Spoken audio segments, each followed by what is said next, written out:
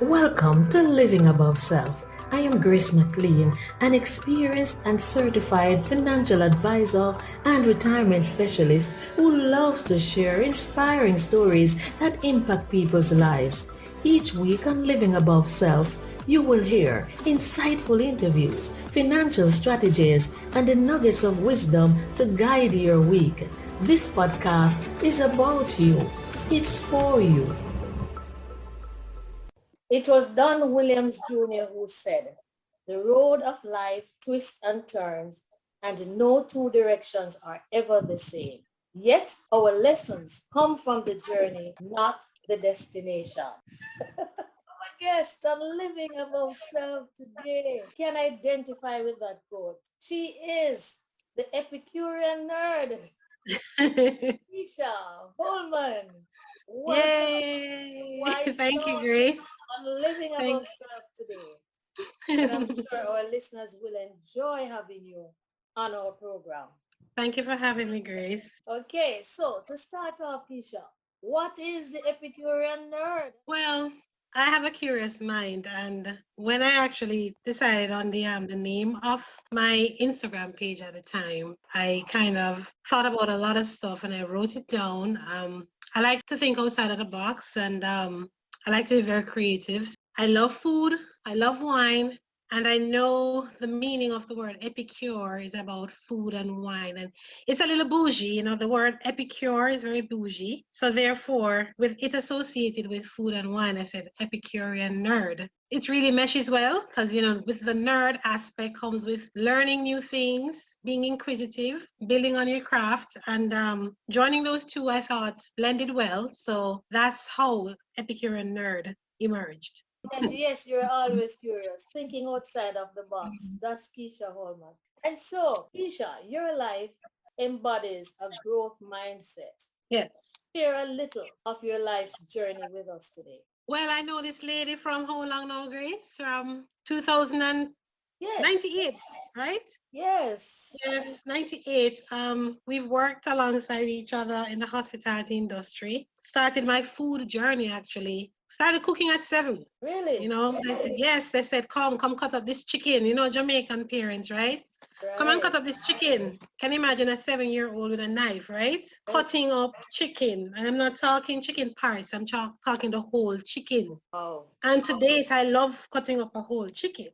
I love cutting up a whole chicken. So I started from 7, cutting up chicken, being around people whom they would buy ram goats and actually kill the ram goat. And I helped skin the ram goat. I helped clean the intestine and putting the head and the hooves on the wood fire and scraping off the char. And I've been doing Oh. those things from 7, 8, 9. And then that love for food and cooking went into high school, creating menus, coming up with ideas, cooking for your home economics. Unfortunately, I didn't do home economics for CXC, but the love went through into hospitality, and that's where we met in the catering Yes. department.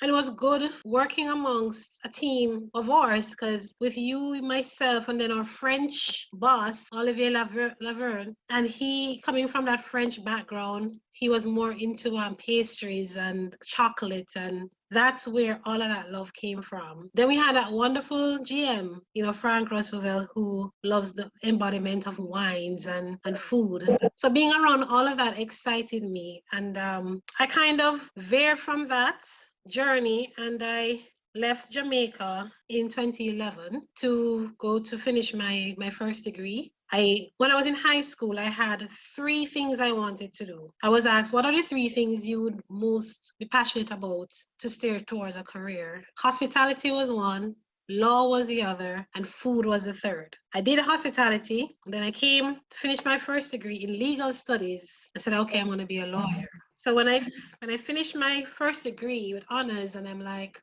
do I really have a passion for law? Do I really want to go and spend 3 years to get this other degree and then turn around and not have that passion for law? So I decided on not doing law and actually went into medical. I went back into hospitality first and I said, you know what? This is not for me anymore. and I went into medical. I'm actually still in medical. I'm doing surgical logistics for a hospital. And last year, I sat down and I said, I don't know if I should bring this up, but I am going to bring it up. A mutual friend of ours died. But before he died, all of last year during the pandemic, I said, what is it that I really love to do that I'm putting off and I'm maybe have a fear? Because I cook for myself and I cook for friends, but I've never cooked for strangers, for clients. Yes, in the hospitality, we worked in catering. So we created that food element, menus, trying to steer the client in the right direction for their events, building on their events, giving them ideas, whether it's a wedding, a reception. We did that for them, but I've never cooked. I said, what is it that I really want to do to make, actually, I was saying it too, to make some income, to make some passive income. What do I want to do? Because at 2021, I need to start making some money outside of work. I need to start driving some further money in the coffers for myself. And then I said, you know what? I love to cook. And I'm cooking and displaying all these lovely dishes on Facebook and Instagram, but I'm not fully investing in the passion, in the talent. So I said, okay, I'm gonna cook 2021. And I said it, but I wasn't really serious when I said it. I just said it nonchalantly. Oh yeah, 2021 I'm gonna cook. Because I've been saying it all these years, right? And a friend of ours, he passed. And in that passing, I said, every time when someone gets sick or someone passes, or we hear a friend, family passes, and, wish them, we say condolences to you and your family. And then someone close to me, because I've never had a family or a friend who died. They get sick, they get better, but I've never had a friend who died. And when he died, the saying that we always say, life is short, right? Life is short and you don't know when you're going to go. And 2021 came around and I said, okay, I'm going to cook. So the first client I had, we became friends on Facebook. He's not on Instagram. And I invited him to join the page on Facebook, and he joined. And then I met another wonderful lady. We became friends on Facebook, and I invited her too. And one day, these are medical professionals that I work with. One day we were all gathered, working and talking. And I said, Logan, who is the lady, came to me and said, Keisha, oh my God, your dishes look so delicious on Facebook. And she says, did you do all of that? And I said, yes. Yes, I did all of that. I mean, if it's someone else's work, I would, link the source. But everything you see there, I did it. So I jokingly said, maybe you and Josh, one day can hire me to be your personal chef, cook a nice intimate dinner. And they're like, remember that we're married, remember that we're married. I said, yes, I know you're married and Josh is married. But what I didn't mean it like that. So we all laughed. And I said, I didn't mean like that. I mean, like you invite me to cook an intimate dinner for you and your husband, and likewise Josh did the same for his wife. The next day Josh comes to me and he's like, so what you said yesterday, my wife's birthday is coming up and I want to throw her a surprise party, and I was going to get a caterer to prepare the meal, but since what you said yesterday, can you come by our home and cook for 10 people? And I said, yes, of course I can do it. And when I went home, I gave him some suggestions as to what I would prepare. And he selected what he wanted. And that was in January. The event was the 6th of February. And that's the first time I cooked for strangers. So, like I said, I've been cooking from 7, but it's always for family. Friends and I in Jamaica used to run boats. Yes. Run boats in school, run boats, colleagues at work. Somebody's birthday coming up, we buy the food and we all cook together in the kitchen. But this is the first time I cooked for a stranger. And the wife was floating, because when I saw him, that was a Saturday. The Monday when I saw him, and he said, Jillian couldn't stop saying thank you. She was just floating. So I know after doing that, I know, yes, this is something that I shouldn't stop doing. Yes. So far I've done 5 events since February, and it has been such a joy. I know this is what I want to do. Yes. I see. No, and I'm encouraging you with that because I saw your posts on Facebook and I was like, I didn't know that you wanted to do all of this all along. That I didn't know you had that skill in terms of going into the kitchen and cooking, and especially cooking for strangers, and also in terms of that entrepreneurial spirit Mm-hmm. that I saw demonstrated, and the fine food. It's not just any food that you cook. I mean, Mm-hmm. yeah, but this So is you very know, cuisine. I'm Jamaican, as you know, and every time when I say to somebody, especially a non-Jamaican, oh, I love to cook, oh, Jamaican food. And Yes, I'm like, no, not just Jamaican food. I love Jamaican food, but I don't want to be boxed into just Jamaican food. right. I like doing fusion of Jamaican food, but I also love to learn different cuisines and different culinary cuisines from Asia or China or Italy, the US. So they too have their own type of cuisine as well. I'd like to learn that vast amount, but I don't want to be bottled into just Jamaican food. And so that's what I saw. I saw the cuisine, I saw the fine dining. I knew all along that you love wine, right? So the But where do you think that Epicurean, fine dining came from? back The from, Hilton yes, the Kingston. Hilton days, right? You Yes. know, yes, I know. And when I look back and I said, all along you had it in you, but I just never expected, or I didn't even dream that you would have gone in this direction at all. And I Mhm. remember once when we were working at the Hilton, there was a situation where I think there was short staff or something like that, and we Mhm. had to go and help in the banqueting Yes. area. And I saw Mhm. you coming with the platter, and I mean, you held it like this is a job that you do all day. You know, Yes, this is a job Grace. that you do all day, and I mean, you carried it with such style. And Mm. and so when I saw what I saw on Facebook, I said, it was there all along. And that picture just came right back into my head. And I said, Yes. no, I looked at when I look at the stuff you have created, and I said, wow, when did you learn all of this fine dining, in terms of preparing this kind of cuisine and the presentation? I mean, I'm looking on the page and I'm eating with my eyes. That is why I call it, I have a hashtag called hashtag eye tasting. Okay. Because my thing is, before you even dig into that meal, you're supposed to be eating with your eyes. Right, The food, right, yeah, the food is supposed to be so attractive that you don't even want to eat it. That's right. the way I see it. Well, it's having the 'Cause- impact. And when I saw that, I said, "Wow, Keisha is now an entrepreneur." Because I saw where you're preparing these meals for different persons, and I'm saying, And yeah, wow, the food has to tell a story in a Grace. yes, Because when you're serving food, it depends on the mood, depends on the environment, depends on what the occasion is. So if you're doing it for example, if Josh had said to me, I want to do I want to do you wanted to prepare food for just me and my wife. It's an intimate dinner, and I want it to be for me and my wife. Then the food has to look sexy, yes, right?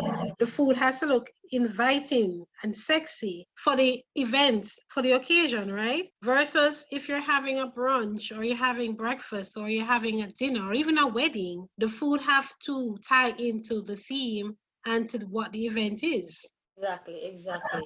And so it is, you have taken it to another level in terms of the perspective, you can see the difference. It's not just, oh, I'm just preparing a meal that I'm going to earn some money from.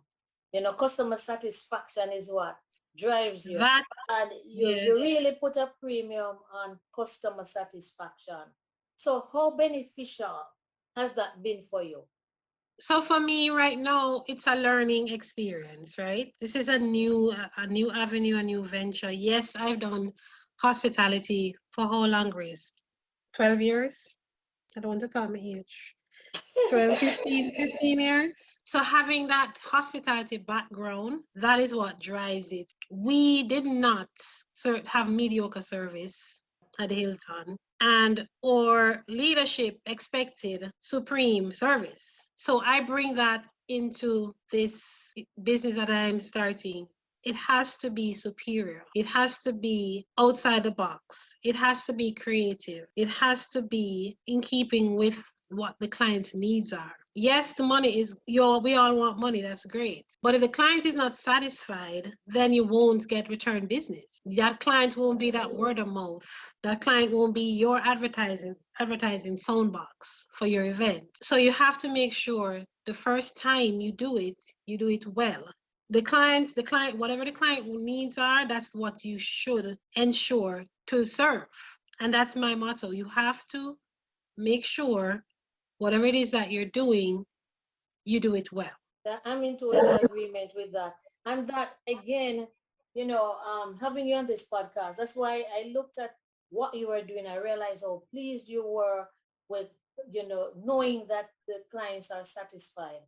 And that was what I looked at and I said, you know, you were so impressed by the clients being satisfied that they are well served, you know Mm-hmm. and so your focus was never on the money, yet it was Mm-hmm. to create that passive income. You started that business, but you recognize that if you satisfy the client's needs, then your needs will be satisfied. And that's what living So, above self is all about as well. so But Grace, I'm a stickler. I'm a stickler for service because yes, I too, and you are as well, a customer, right? We right. spend our money to receive service or a product. So therefore, if I expect high supreme service, then I expect to give the same thing to the client. The client shouldn't have to ask me for that. That is what I'm supposed to at all times give the client. And my thing is too, I don't, when I'm preparing food, everything is fresh. If I'm making guacamole, I'm getting all the ingredients to make the guacamole.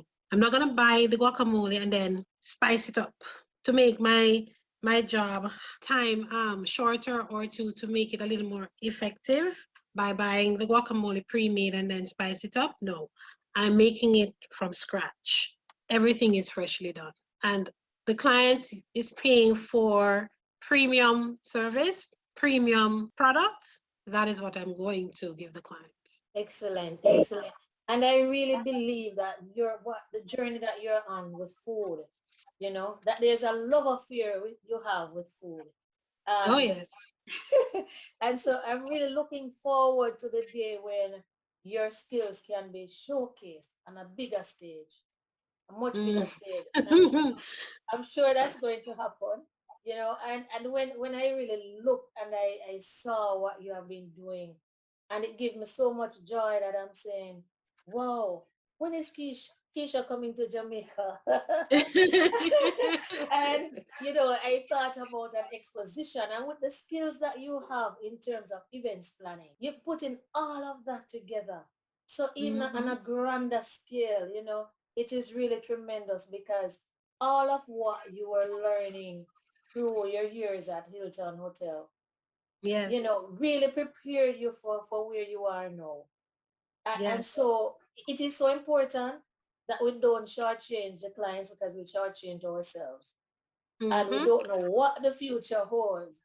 And so it is, look where it has brought you to, you know, Yes. and it's really amazing. Yes. I don't feel good in myself. And it's called integrity. I have a lot of integrity, have a lot of standards. So therefore, there's no way I can feel good in myself to shortchange a client. There's no way. I have to bring out the best. My motto from my former school, Camperdown, was only the best is good enough. And that I have to showcase all the time. Because like I That, said, just that one event that you provide mediocre service to, that one event can break you. Because every single guests that are attending that event, they are future clients. They are future advertising mouthpiece for your business. So you have to make sure you present the best of the best. yes, absolutely, Keisha. Absolutely. So what's next for Keisha Holman? Well, Grace, right now I just got a link from, I want to say a client, because I haven't really cooked for her yet, But she was actually, because the last thing I did was I did a tasting, and one of the guests that was at the tasting, he actually introduced me to this potential client, and she actually gave me a link to do service on Airbnb. So I haven't set it up yet. And pretty much what that is she owns Airbnb, and this link would not only be tied to her Airbnbs, but to other Airbnbs as well. It would be displayed on the Airbnb website. And the experience through Airbnb is, if you, as a guest, rent an Airbnb and would like a private chef to come in and cook for you, or you want to learn how to cook, you can hire me to do that. So that is what I'm working on now. Excellent, excellent. And you know what I have learned from listening to you, Keisha, is how out of an unfortunate episode, out of someone leaving this earth that was close to you, how it brought new life, new enthusiasm, and it also brought to you that, okay, I need to utilize my time well, and I you need to do the things I'm passionate about because life Mm-hmm, is short, and I need to utilize all the skills, all the talents to the best of my ability to enhance the lives of others. And that's mm-hmm, exactly what you're doing. And you know, there is no limit because based on what you just said, you know, in terms of the Airbnb, we don't know how far reaching that might be for you. So you know, I can see the possibilities are endless. But look into this too, Grace. A lot of people don't know that there is the service of a personal chef coming to their homes and cooking. They don't know that. They don't know that concept even exists. Because my business model is, I shop for you. You don't lift a finger, Grace. You are Yes. my client, and you call me. It says, hey, I'd like to have, let's say, for example, a taco night. Just me and my girlfriends want to come and have a taco night. And I say, okay, we can have these are all the tacos you can have, and you select what you want. I go and I purchase all those ingredients. I prep what I can prep. I come to your home. I cook the meal while you're there mingling and talking and playing games or whatever it is that you have created for that night. And then I create that spread. You eat, and after you're done eating, I clean up and then I leave.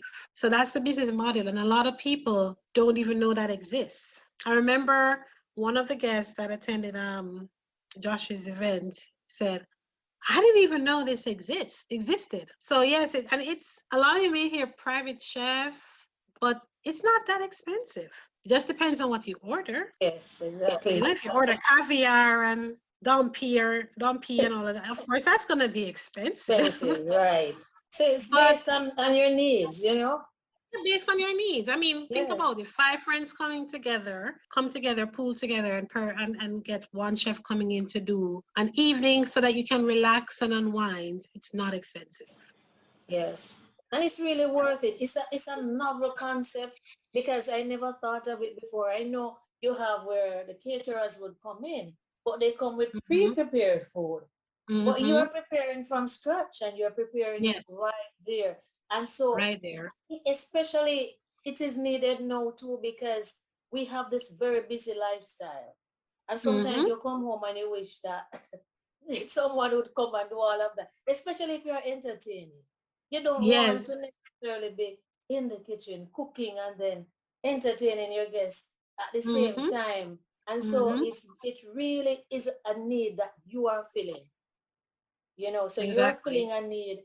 You saw where it was needed, you acted, and you utilize the skills that you have.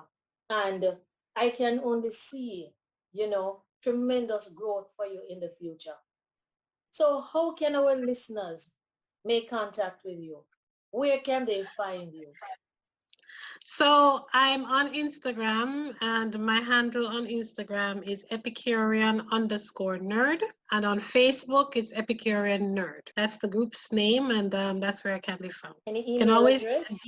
oh, my email address. I actually haven't set up an email as yet, but right now my email, which I've had for a long time in Jamaica, because I used to do events planning outside of the Hilltop. Okay.